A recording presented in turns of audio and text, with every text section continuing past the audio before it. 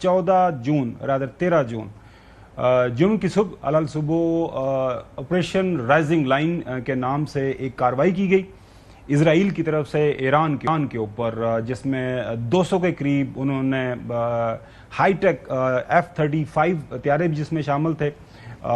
طیاروں نے حصہ لیا، کروز میزلز فائر کیے گئے، بیلسٹک میزلز فائر کیے گئے، اور ایران کی تمام تر جو ان کی عسکری قیادت ہے ٹاپ، اس کو انہوں نے جو ٹرمینیٹ کیا، ان کو ٹارگٹ کیا۔ اس کے ساتھ ساتھ ان کے جو نیوکلیر ایکسپرٹس ہیں ان کو انہوں نے ٹارگٹ کیا، اور اس کے بعد ایک سارٹ آف وکٹری ڈکلیئر کی گئی اسرائیل کی طرف سے کہ ہم نے اس وقت جو ہے تمام قیادت ہے ایران کی اس کا ہم نے خاتمہ کر دیا ہے، اور امید یہ تھی اسرائیل کو کہ اس کے بعد جو ہے شاید اسرائیل کے ایران کے اندر رجیم چینج ہو جائے، دنیا ہمیں شاباشیں دے گی اور ہم ایک فاتح کے طور پر دنیا کے سامنے آ جائیں گے۔ اس کے بعد جو کچھ ہوا ہے گزشتہ 3 دنوں کے دوران، دنیا ایک بار پھر جو ہے وہ حیرت کے اندر مبتلا ہے۔ جس طرح جب پاکستان نے جواب دیا تھا انڈیا کو مارکہ حق میں بنیان و مرصوص جو ہم نے کارروائی آپریشن کیا، اسی طرح یہاں پہ بھی اب لوگ پریشان ہیں، خاص طور پر جو یونٹی کمیٹی آف نیشنز ہے، تمام جو دنیا کے بڑے بڑے طاقت کے مراکز ہیں وہ پریشان ہیں۔ وہ پنجابی کہتے ہیں نا دندل پئی ہوئی ہے، وہ انہوں نے منہ کے اندر جو ہے اپنے ہاتھ دیے ہوئے ہیں اور چکی کاٹی ہوئی ہے کہ کیا جو ہے ایران اسرائیل کو اس طرح جواب دے سکتا تھا۔ اور یہ مناظر ناظرین آپ دیکھ سکتے ہیں، یہ مناظر جس طرح انگریزی میں کہتے ہیں نا کہ ایک جو تصویر ہوتی ہے وہ 1000 ورڈز کی جو سٹوری کے بالکل سے زیادہ چیزیں ایکسپلین کر دیتی ہے۔ تو یہ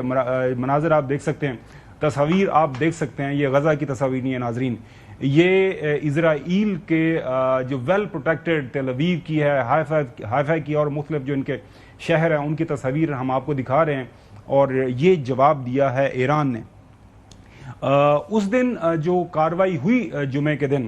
اس کارروائی میں بے شک اس میں کوئی دو رائے نہیں ہے کہ ایک بہت بڑی سفسٹیکیٹڈ انٹیلیجنس بیسڈ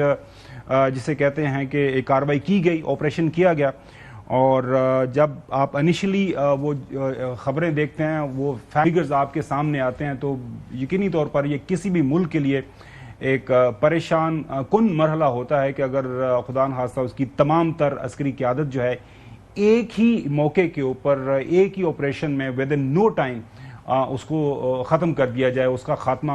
ہو جائے، اور اس کے بعد اس ملک کا دوبارہ اپنے پاؤں کے اوپر کھڑا ہو جانا، اس سے بھی بڑا ایک آپ کہہ سکتے ہیں کہ ایک میریکل ہے جو کہ ایران نے کر دکھایا ہے۔ سب سے پہلے ناظرین آپ کے ساتھ نام شیئر کرتے ہیں 18 جو لوگ ان کے ٹاپ ملٹری کمانڈرز جن کی شہادت ہوئی آپریشن رائزنگ لائن جو اسرائیل نے پہلے دن لانچ کیا۔ اس میں ناظرین اسرائیلی حملوں میں شہید ہونے والے ایرانی مسلح افواج کے سربراہ سب سے پہلے محمد باقری کا نام شامل ہے، پاسداران انقلاب کے کمانڈر ان چیف حسین سلامی، یہ جو سب سے ان کی افیکٹو کمانڈ سمجھی جاتی ہے، کورس سمجھی جاتی ہے۔ کمانڈر ایروسپیس فورس کے عامر علی حاجی زادہ ہیں اس میں شامل، deputy commander aerospace Mahmoud Bagheri, deputy commander aerospace Davoud Sheikhian, deputy commander aerospace Mohammad Bagher Taherpour, deputy commander aerospace Mansour Safarpour, اس کے بعد deputy commander aerospace Masoud Tayeb شامل ہیں شہید ہونے والوں میں، deputy commander aerospace Khosrow Hassani ہیں، ڈپٹی کمانڈر ایروسپیس جواد جر سارا کا نام آتا ہے۔ اس کے بعد ایک اور ان کی بڑی جانی پہچانی کور ہے، اس کا ختم الانبیاء اس کا نام ہے، کمانڈر ختم الانبیاء جو کوارٹرز ہیں غلام علی راشد، ان کو ٹارگٹ کیا گیا کوارٹرز کو، ہیڈ کوارٹرز کو، اور غلام علی راشد جو ہیں اس کے اندر شہید ہوتے ہیں ان کے کمانڈر۔ اسی طرح ڈپٹی ان کے جو چیف ہیں intelligence general staff Ghulam Mirza جو ہے مخرابی، وہ بھی شہید ہوتے ہیں۔ Deputy of operations of general staff Mehdi Rabbani بھی شامل ہیں شہید ہونے والے کمانڈرز میں۔ انقلابی گارڈز کی انصار المہدی کور کے 3 صوبائی کمانڈرز امیر خانی، حامد تماری اور اکبر عزیزی جو ہیں وہ بھی شامل ہیں۔ انقلابی گارڈز کی روح اللہ جو کور ہے ان کے 2 صوبائی کمانڈرز ہیں وہ بھی اس کارروائی میں شہید ہوتے ہیں۔ اور اسی طرح صہیونی حملوں میں شہید ہونے والے جو ایرانی جوہری سائنسدان ہیں، سب سے پہلے نام آتا ہے مہدی تہرانچی، اس کے بعد فریدون عباسی، اس کے بعد عبدالحمید منوچہر، احمد رضا ذوالفقاری، امیر حسین فقیہی، اس کے بعد آتا ہے متبلی زادہ، علی بقائی کریمی، منصور اصغری اور اسی طرح سعید برجی شامل ہیں۔ تو یہ ایک کارروائی تھی جو کہ ایک بہت بڑی کارروائی تھی۔ اب جو ساری دنیا کے سامنے سوال ہے جس کے اوپر بحث ہو رہی ہے اور سر توڑ کوشش جو اسرائیلی پرائم منسٹر ہے وہ کر رہا ہے نیتن یاہو کہ کسی نہ کسی طرح امریکہ کو کھینچ کے اس جنگ میں شامل کر لیا جائے۔